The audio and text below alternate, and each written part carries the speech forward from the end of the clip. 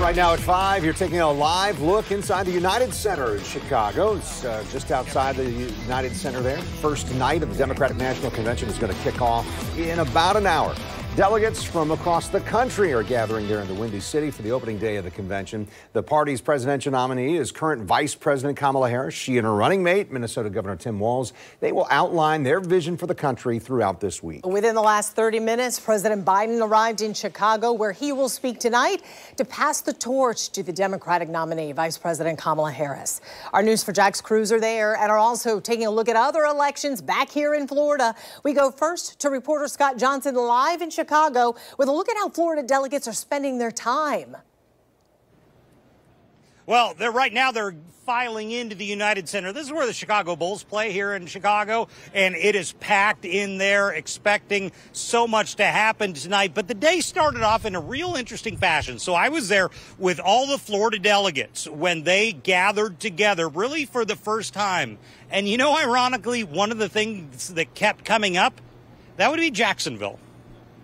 Good morning, good morning. The first breakfast for Florida delegates gathered in Chicago went over a lot of issues in the Sunshine State, but one was about whether Florida would return to a swing state rather than the solid red it has been the last few election cycles. We made history tonight. They feel what happened in Jacksonville may be a sign for the rest of the state. The tide is turning. You can feel it.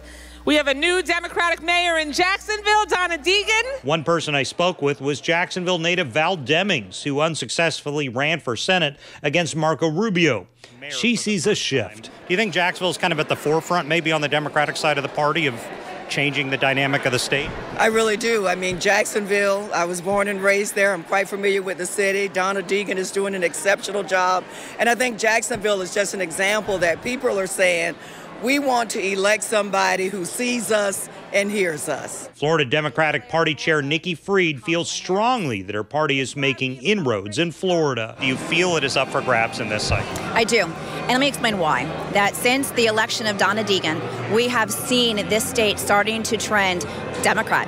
65 to 70% of independents, which makes up about 1/3 of our electorate at this point, is going towards the Democrats.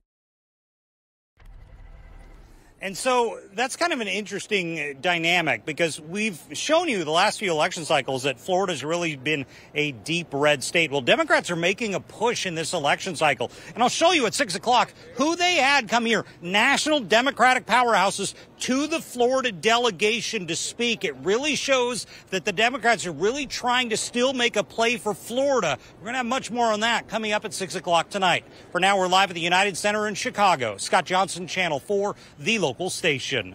Well, Scott, for even later tonight, what's the rundown? Who's speaking? So, as you mentioned at the top of the show, President Biden will be the keynote address tonight. He's expected to be introduced by his wife, Dr. Jill Biden. Hillary Clinton is the other main speaker tonight. And then a number of heavy, high-profile, rather, is the word I was getting at, high-profile Democrats in the party, like AOC is one, many others that you've heard of. But the big speakers tonight, Hillary Clinton, President Biden. Back to you. All right, Scott Johnson live at the DNC in Chicago for us. Scott, thank you.